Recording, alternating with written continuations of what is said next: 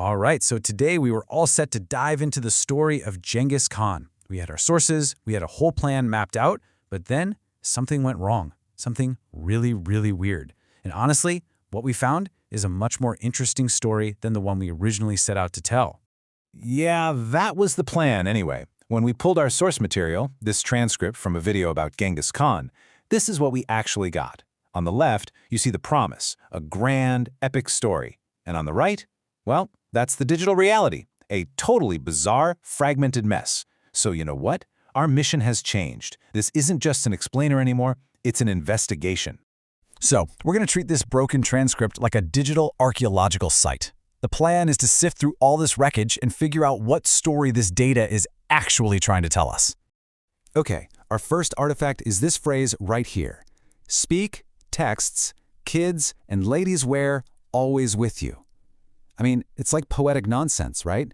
What could that possibly mean? Is it a line from the original story? Maybe a garbled ad that somehow snuck in?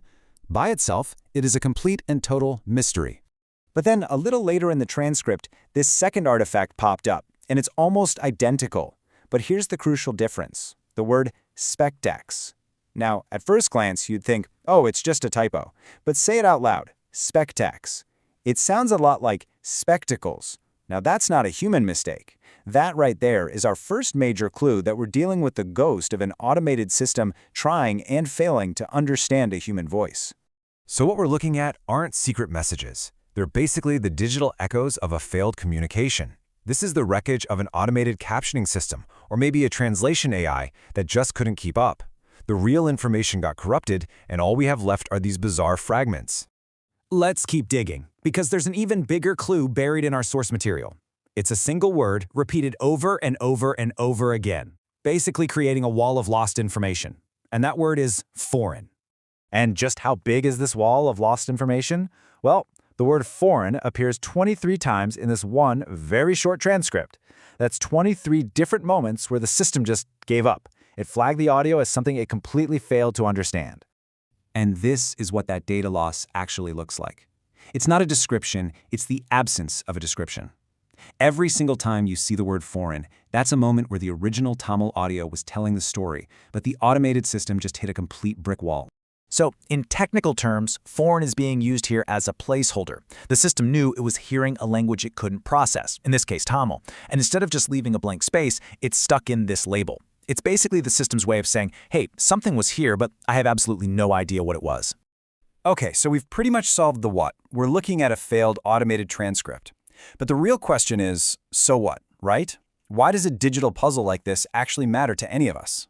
Well, because this broken story isn't just some random one-off glitch.